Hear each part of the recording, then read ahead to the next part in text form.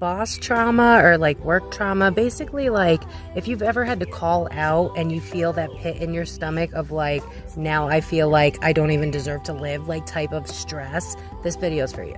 I knew that I wasn't feeling good today, and I still forced my body to go to my second job. And I knew better, but I did it anyway. And luckily, I have the world's most amazing boss, so I have no complaints when it comes to him.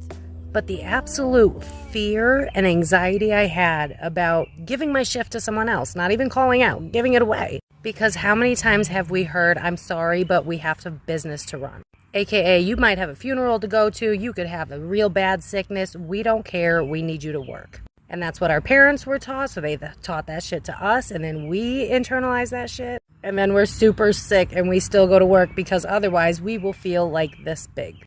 If this type of boss sounds familiar, get a better job. And thank you, Lord, for the boss